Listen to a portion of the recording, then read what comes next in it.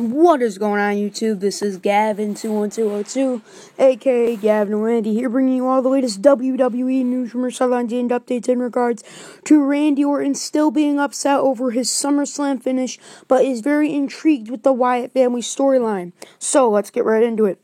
Randy Orton is one of the top heels on SmackDown Live at the moment, but he's let his compassionate side show in recent weeks.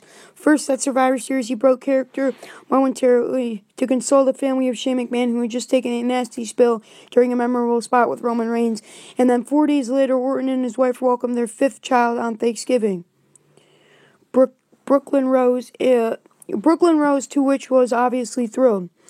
Ironically, it was Chris Jericho who displayed some compassion towards Randy Orton during the main event match at SummerSlam. Jericho was watching the Orton-Brock Lesnar match, and back in, if you recall, the livid sight of Lesnar bashing in Orton's head, causing the referee to call the bell in a TKO finish. Jericho was so furious with Brock Lesnar that he confronted the Beast when he came back through the curtain. Things got physical to a point where Vince McMahon and Triple H had to break it up and assure Jericho that was a part of a plan. Randy, too, but put Jericho's mind at ease by telling him it was all part of a plan, even though Orton had just suffered an unplanned concussion. I don't understand how that's fucking unplanned. If you get fucking busted in the head by someone that's twice your size, you're gonna get a concussion. God damn. Randy Orton ended up requiring 10 staples to close a laceration on his forehead after the match and was not cleared to wrestle for several weeks later. Orton conducted an interview with USA Today recently and still sent their sense of hostility towards Brock Lesnar. And this is what he had to say. I think with Lesnar, it's always going to be him coming every few months as a monster who destroys guys who work 200 days a year. There's a tendency for the get old. I look a little better in the night, and then what helped me is, regardless of the finish, not hurt Brock Lesnar's character at all. But in fact, you're asking me about the 3 or 4 months later means we created a buzz. But the fact that I had a concussion and was out for 3 weeks and wasn't able to do anything pissed me off. We say a lot in the back when someone gets hit harder than intended. We knew what we were signing up for. It's a rough sport. It's a rough business and very physical. A few more people need to respect how things can go sore out there. As noted, the concussion prevented Orton from wrestling for several weeks, which ended up scrapping what would have been the first match of the follow-up his program with Bray Wyatt. The feud resumed, however, when the two wrestled a final match at No Mercy in October. Original plans then called for Randy to move from his rivalry Wyatt in the main event spotlight with AJ Styles in the WWE World Heavyweight Championship. So it came to a surprise when many he turned heel and joined Bray Wyatt and the Wyatt family.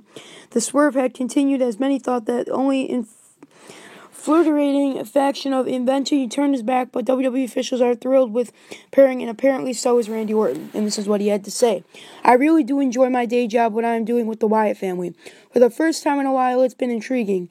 It's easy to get stale, but with a new creative and a new storyline, I'm very excited to be a part of WWE right now.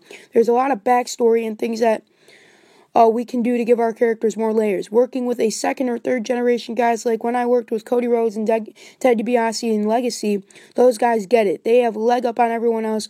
We were raised in a wrestling business and pick up a few things like equity, how to talk up to guys and respect guys who have been longer and paved the way. It's cool to be there with a new guy who has old school in his blood.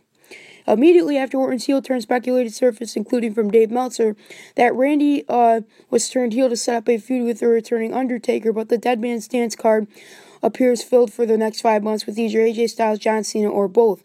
The WWE recently announced that Orton, Wyatt, and Luke Harper were eligible to defend their tag team championships under Freebird rules, which the American Alpha expected to be their first challengers after with Heath Slater and Rhino was dispatched of.